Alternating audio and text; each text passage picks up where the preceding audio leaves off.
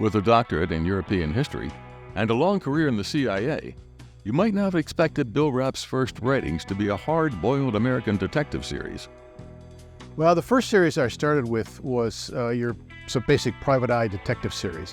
When I was in grad school at Vanderbilt, where I got a PhD in European history, I found it was a relief to walk away from history books. As much as I love history and the things I was studying, to get a break. And this is when I discovered the detective genre, the private eye, and I always preferred the American detective fiction to British detective fiction, because I just thought the British stuff is just too elaborate and too wordy, and I just thought the American stuff just spoke to American culture and the American perspective much better. And I just fell in love with Raymond Chandler, Ross MacDonald, Dashiell Hammond, and on up into a lot of current writers, like Michael Connelly and others. So I think, so that's where I started with that. But then I sort of backed into the Cold War spy series.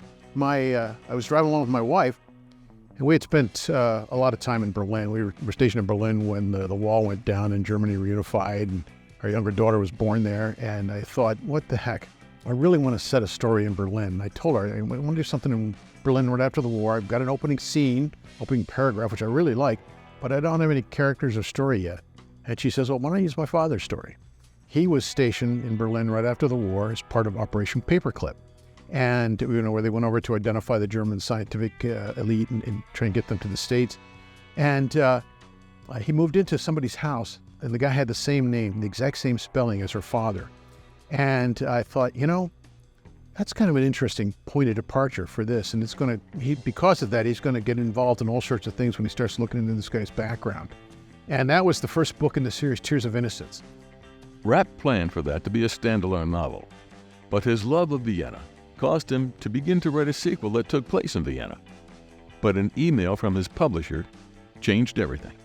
I got a mass emailing from a publisher. It said, we're not doing mysteries and thrillers anymore, sorry. But here are some other publishers that might be interested in picking up new authors. And I liked the website of one of them, and I contacted them, and they were interested, and they said, yeah, and they asked, and they said, are you thinking of a series? And I thought, well, I hadn't thought about that, but, I guess there's enough Cold War stories where they would provide a good backdrop for any number of espionage stories. And they said, yeah, because we'd like to offer you a contract, but we want to make it for more than one book. And I said, you got a series.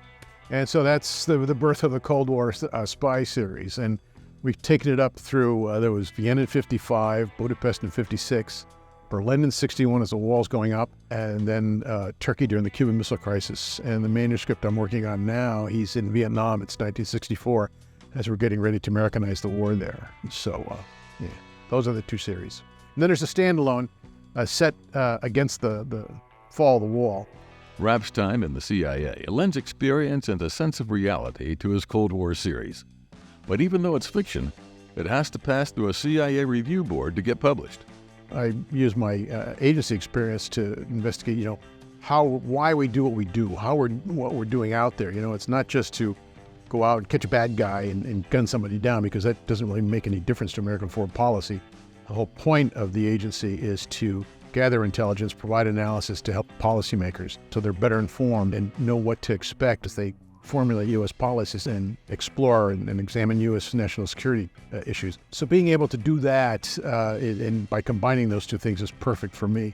And I should add, it also helps with the review board. I have to send everything through the Publication Review Board, and I'm far enough back so that I'm not exposing any current methods or operations or personnel. And that's probably a good reason why I usually get my stuff through the PRB in about 2 weeks, which is very nice, very convenient. BCPL spoke with Rapp at the Creatures, Crimes, and Creativity Con, an annual gathering of authors, bibliophiles, and prospective authors. Yeah, I think this one in particular, this one has sort of the optimal size. I go to some of the bigger ones. I regularly attend like BoucherCon, Keller, Nashville. BoucherCon is very big, but there, of course, then the opportunities for networking are better.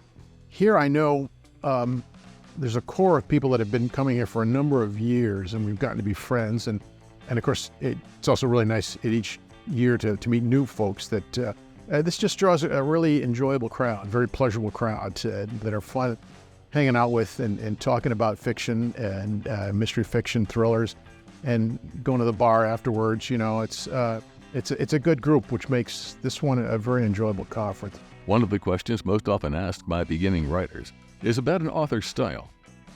Is Rapp an outliner, or does he fly by the seat of his pants? No, I'm a pantser. Usually when I start, I have no idea how it's going to end.